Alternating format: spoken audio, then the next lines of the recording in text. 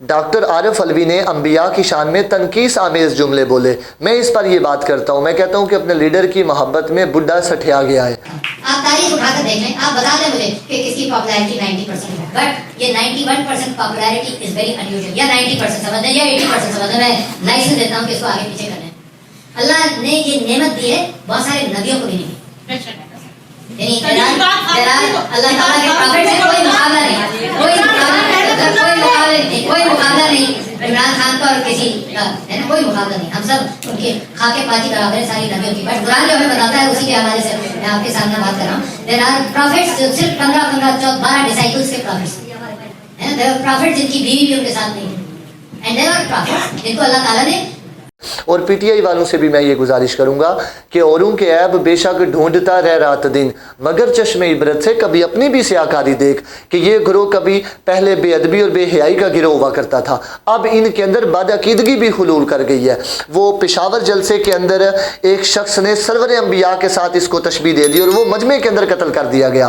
اور پھر جو لاہور کے اندر ایک بچے نے عمران خان کے والدین کو سرور انبیاء کے والدین کے ساتھ مثال دی. تو میں اس پر یہ کہتا ہوں کہ یہ لوگ اپنے لیڈر کی محبت میں اس نہج پر آ گئے کہ اب اسلامی جمہوریہ پاکستان کا وہ کیسا صدر ہے کہ جس کو لوگ ڈاکٹر کہتے ہیں. میں تو کہتا ہوں وہ پرلے درجے کا جاہل ہے کہ مسلمان ہوتے ہوئے بھی اسے ان مقدس ہستیوں کے مقام کی حساسیت کا بھی اندازہ کوئی نہیں. اور وہ کہنے لگا کہ جناب عمران خان کو جو پاپولیرٹی ملی ہے وہ بعض نعوذ باللہ انبیاء کو بھی نہیں ملی.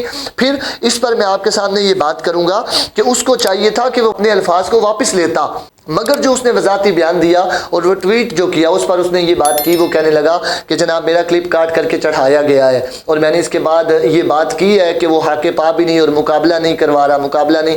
تو میں اس پر یہ بات کرتا ہوں کہ وہ یہ کہہ رہا ہے کہ مقابلہ نہیں، لیکن وہ مقابلہ کروا رہا ہے اور پھر اس مقابلے کا بعد میں دفاع بھی کر رہا ہے. جو بعد والا کلپ بھی دیکھا گیا اس میں بھی یہ بات موجود ہے.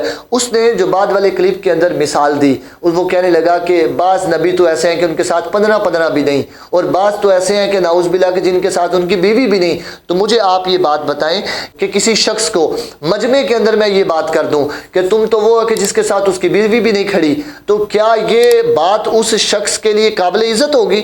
تو پھر جس مقام پر وہ اس بات کو لے کر کے آیا ہے تو وہ مثال انبیاء کے ساتھ دے رہے ہیں، اس میں وہ انبیاء کی شان بیان کر رہے ہیں. اس پر میں یہ بات کرتا ہوں کہ العاقل تکفیہ الاشارہ، کہ عقل مند کے لیے اشارہ ہی کافی ہوتا ہے. یہاں تو یہ لوگ اس نہج پر آ گئے کہ اپنے ایمان دینے پر بھی چل دیے. یہ شہرت، لالچ، منصب اس کی محبت کی وجہ سے ہے نا. اسی لیے اقبال نے یہ بات کی کہ اس شہر میں دین و ضمیر بکتے ہیں، ذرا تم دام تو بولو یہاں ایمان بکتے ہیں.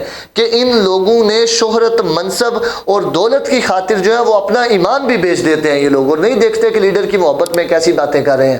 اور پھر اس پر میں آپ کے سامنے شرعی یہ بات رکھتا ہوں کہ نبی کا غیر نبی کے ساتھ تقابل کروانا یہ حرام ہے. اور اگر کسی نے تقابل کروایا اور اس میں نبی پر غیر نبی کو فضیلت دے دی تو پھر اس پر وہ بندہ دار اسلام سے خارج ہو جائے گا.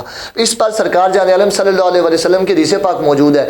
میں کہتا ہوں کہ نبی کا غیر نبی کے ساتھ تقابل کروانا یہ تو درکنار، نبی کا نبی کے ساتھ تقابل کروانا سرکار جان عالم نے اس بات کو بھی پسند نہیں فرمایا.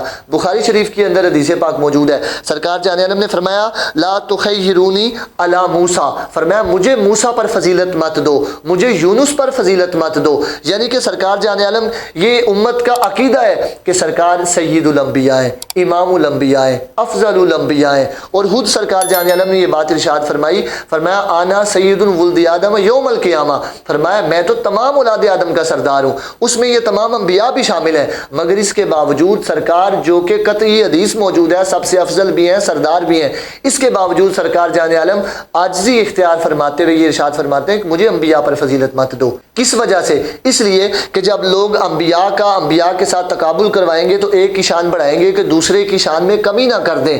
تو انبیاء کی شان کو مثبت، ان کے فضائل، ان کی خصوصیات کو مثبت انداز میں بیان کرنا چاہیے کہ ان کی شان میں کمی کرنے سے امت کو بچایا جا سکے. اس لیے سرکار جان عالم صلی اللہ علیہ وسلم نے منع فرما دیا امت کو کہ نبی کا نبی کے ساتھ بھی تقابل کروانا نہیں ہے. تو ایسے میں نبی کا غیر نبی کے ساتھ تقابل کروا دیا اور پھر اتنا سنگین، اور بعد میں اس کا دفاع بھی کرتے رہے اور کہنے لگا کہ میں مقابلہ نہیں کروا رہا. تو میں اس پر یہ بات کرتا ہوں کہ اس کو تو چاہیے تھا کہ فی الفور اپنے الفاظ کو واپس لیتا.